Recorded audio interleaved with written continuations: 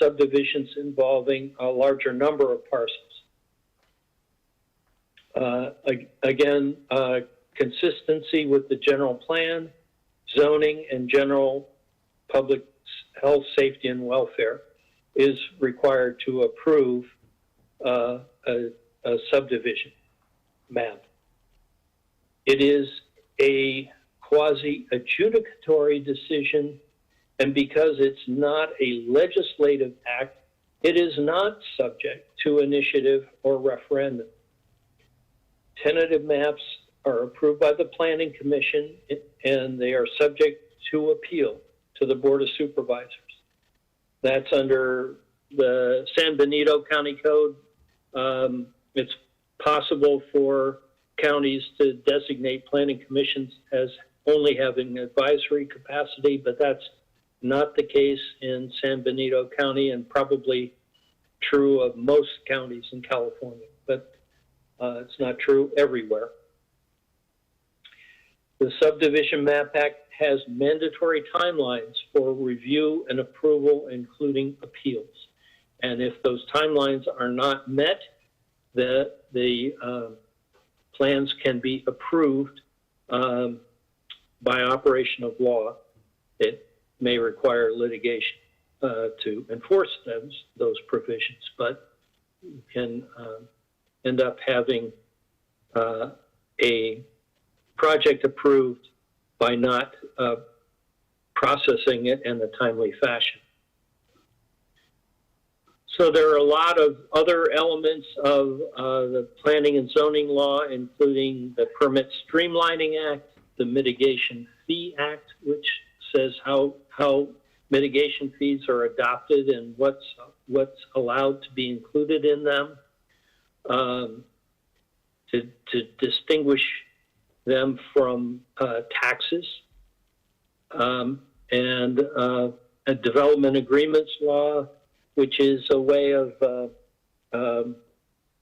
providing secure regulations for long-range development of large projects that would only be developed over a longer period of time than the Subdivision Map Act normally allows. There are secondary dwelling unit and density bonus laws, financing district laws, affordable housing laws, and in the industrial commercial element, the Surface Mining and Reclamation Act. All of those laws could, in one way or another, come before you with development projects that you might be considering approving or making recommendations to the board for approval. Everyone's heard about CEQA. That's the acronym for the California Environmental Quality Act. CEQA is the acronym. It's part of the Public Resources Code, and there is extensive case law interpreting CEQA that applies to it. CEQA applies to all discretionary government decisions that may cause significant effects to the physical environment. So not just planning, but any kind of decisions to acquire property, to build new facilities, to build roads. Any of those kinds of decisions are subject to CEQA. And what CEQA requires is the identification, analysis, and disclosure of potentially significant environmental effects of any of those decisions. And that's environmental effects to the physical environment, and where it's feasible to avoid or mitigate effects to a less than significant level prior to project approval. The heart of CEQA is often referred to as the Environmental Impact Report, or EIR. It has the most deferential standard of judicial review, and it allows for the adoption of overriding considerations to approve projects, even though they have significant and unavoidable environmental effects, if there are appropriate findings supported by substantial evidence. The EIR is the only way that you can you can approve projects that do have unavoidable environmental effects. If, however, you can find ways to, first of all, there are projects that are exempt from CEQA, such as the example being the acquisition of parklands for which there is not already a plan for the development of the park, and that exemption applies to the transfer of property from the high school district to the county, both agencies of which would be subject to CEQA for that decision, except that the exemption applies in this particular circumstance. If there is a way to design the project or to impose mitigation measures that are effective in reducing potentially significant effects to a level less than significant, the project can be approved through what's known as a mitigated negative declaration, a negative declaration or a mitigated negative declaration. However, those are subject to a much lower threshold of a deference. So if a fair argument can be made on the basis of substantial evidence in the record, considered as a whole, that a project may have potentially significant effects, then an EIR is required. And this is the kind of the centerpiece of a great deal of litigation that occurs around CEQA as to whether or not an EIR should be required, and if the EIR is adopted, is it adequate in giving notice of the potentially significant effects, consideration of alternatives and mitigation measures, and so forth. That process begins by doing an initial study of proposed projects. If it's determined that an EIR is necessary, to hold a scoping meeting and then prepare a draft EIR for which there's a public circulation period and the requirement to accept public comments. And then before an EIR can be adopted, there has to be a response to those public comments and the preparation of a final EIR before it can be certified for project approval. And again, EIRs will come before the Planning Commission for review and recommendation to the Board of Supervisors in many cases. But an EIR, for example, prepared for a large subdivision may be subject to approval by the Planning Commission itself, certification. So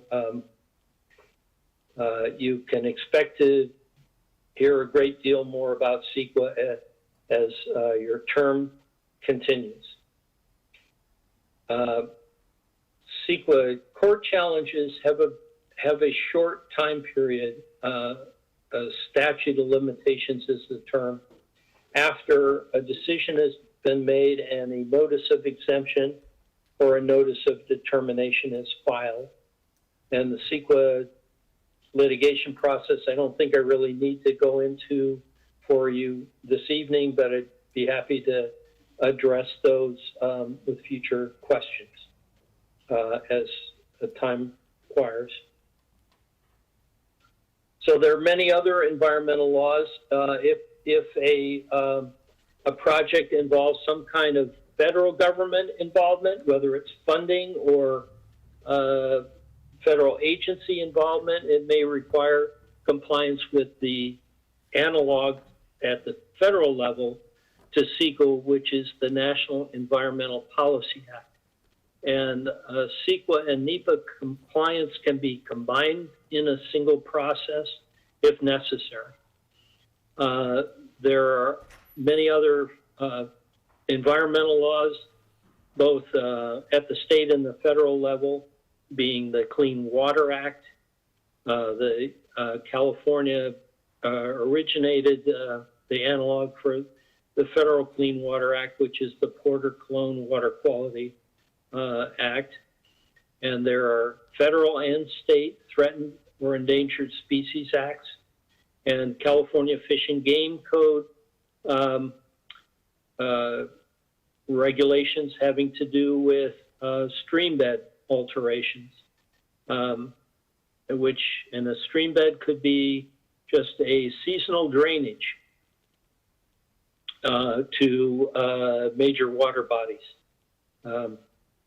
There's federal and state Clean Air Acts, the California Global Warming Solutions Act, Senate Bill 32, the National Historic Preservation Act, and Resource Recovery and Reclamation Act, among others. So that's a brief overview. I thank you for your time and attention. I look forward to working with you as the legal advisor to the Planning Commission going forward. Thank you. Thank you, Joel.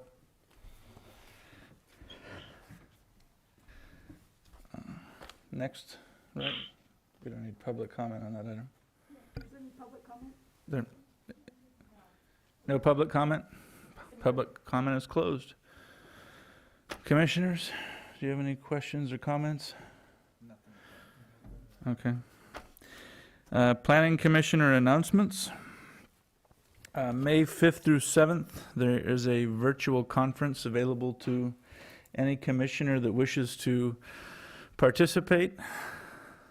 If you could please let Principal Planner Tavin Kinnison Brown know at your earliest convenience. If you'd like to participate, the county will cover the costs.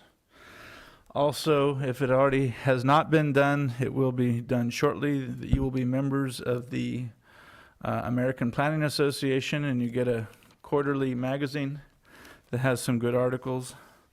There is one in there from sometime last year that I'll be forwarding to you. It's a good article about planning for older folks. There should be a sign up some point, hopefully before the next meeting for the ethics training. Is that something that was being worked on? You should be getting an email with a link to take an ethics course that covers the Brown Act and some other laws that apply to our actions that we take. Commission aware that you can do that online? Okay, good. Yes, yeah, but we have to. You'll provide the link for that. Is that? Yeah, we can send that out. Yeah, we can send the link, and it's likely a certificate that just gets returned to the county. Yeah, we have to do it every 2 years. Every 2 years. And historically, I believe that traditionally, and there's been so much turnover in the county, that they also had the planning commissioners do the mandatory sexual harassment training, which is another 2 hours of training. Anti-harassment. Oh, Yeah. oh. Thank you. Do other commissioners have any announcements or? Okay.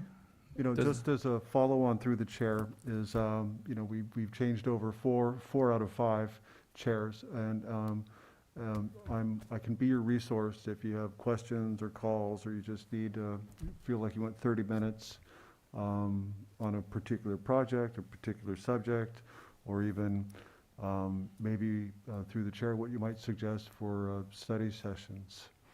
So, and if you do have subject matters or an idea that you want to bring back to the commission for discussion, please pass that through the chair at a hearing or maybe by email so that we can be well coordinated with those information efforts. Thank you. Yes, I also believe staff will be sending you an email requesting your goals or any particular things you want to accomplish during your tenure.